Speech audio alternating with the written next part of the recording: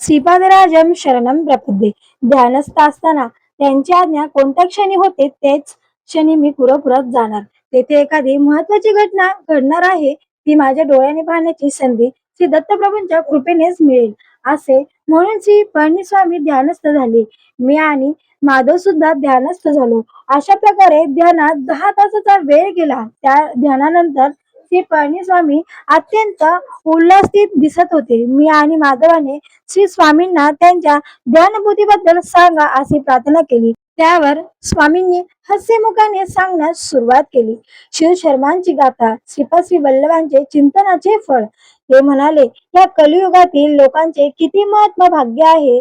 पुरपूर गाव हे फार लहान असले तरी स्वामींच्या महतेस सांगून वेदपंडित सदब्राह्मण शिवशर्माने भार्यान अंबिकेसह कुरवपुरात राहत होते.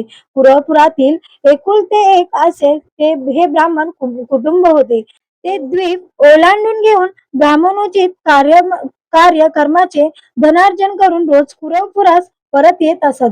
ते फार मोठे विद्वान पंडित होते. ते अनुष्ठानारत कश्यप गोत्रतपन्न यजुवर्गीय ब्राह्मण होते. शिवशर्मास झालेले संतानाचे थोड्याच कालावधीत दिवंगत होत असत.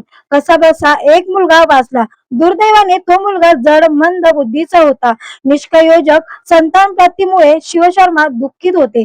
एके दिवशी श्री वल्लभांच्या समोर वेदपठण करून ते मौनपणे उभे राहिले. श्री स्वामींनी त्यांचे मनोगत ओळखून मंद हास्य करीत ते म्हणाले, शिववर्मा, दुसरी सगळी चिंता सोडून निरंतर माझेच ध्यान करण्याचा मी दास असतो.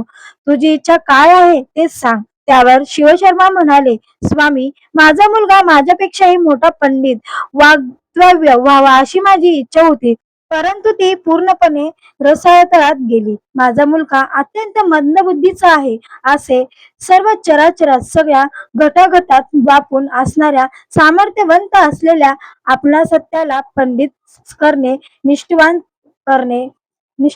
करणे काहीच अवघड नाही. एवढी मजवर कृपा असावी. त्यावर श्रीदत्त प्रभू म्हणाले, बाबा, कोणी कितीही मोठा असला तरी पूर्वजन्म कर्मफल अनिवार्य आहे.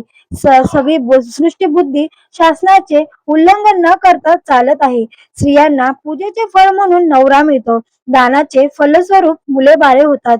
सर्व दान सतपात्री करावे.